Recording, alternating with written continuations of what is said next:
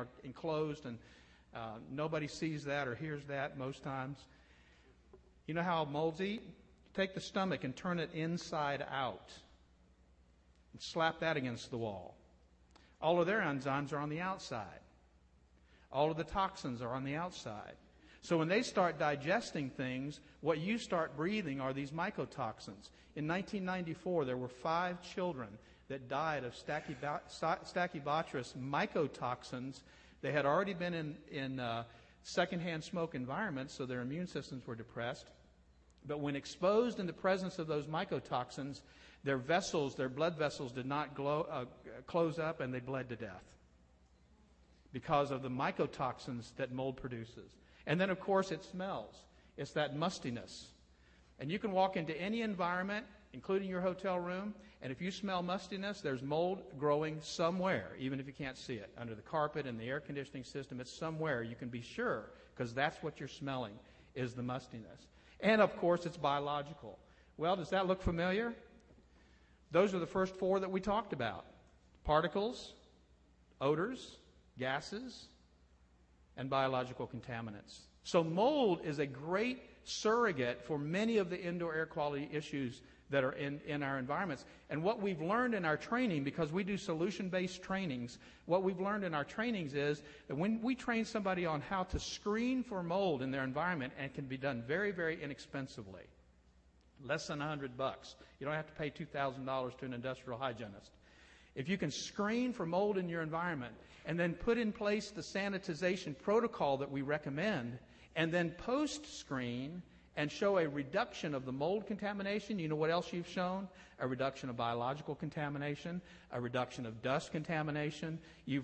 It's actually served as a great surrogate for all of the many issues that we have in our indoor environments. Very simple. It's just totally logical. If you have a filter that's going to trap mold spores, is it going to trap the mold spores and leave everything else floating around? No. If you have mold growing on a wall and you spray it with a biocide to kill it, is it going to kill the mold and leave the E. coli? No. And with the right kind of sanitization protocol, using mold as a surrogate, you can clean up your environment. And so I guess the question is, where could you find it in your home? And the answer is anywhere.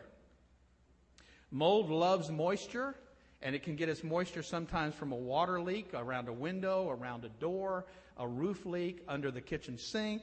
A lot of places where it can find moisture, but it can also find its moisture in the relative humidity.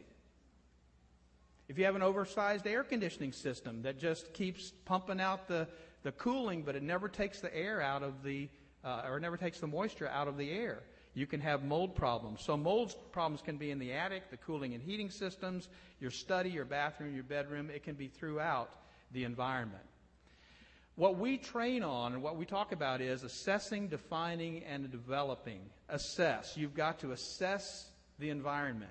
I love this cartoon. You're one tough cookie, Mrs. Brinson, but you do have a few chocolate chips missing.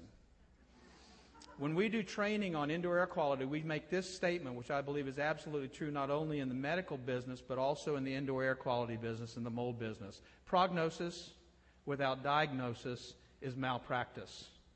You've got to know what you've got before you can recommend a solution. And so we suggest that we define our environments, and that can be done by simple swab screening. If you collect a little bit of dust over the top of a door jamb or a bookcase where dust has settled out, and you send that to a laboratory, they can incubate that on a petri dish, and they can tell you what kind of mold is there, if there's bacteria there, if it's viable, if it's alive and well, and you'll know what level of mold you might have in your house, even if you can't see it. And then when you put the sanitization protocol in place, then you can go back and do a post-screening and show a reduction. And every single time when we put our sanitization program in place, we see a reduction of mold. Every single time. And that means we're also reducing other biological contaminants. We call it the IAQ management program. Don't have time to go into a lot of details on this, but here are 10 of the IAQ solutions that we typically talk about. I'm going to really kind of simplify it down to 3 things, and then I'm going to blow it up to 36. Here are the 3 things that we try to deal with: air purification, surface protection, and lifestyle changes. Those 3 things: air purification, surface protection, and lifestyle changes.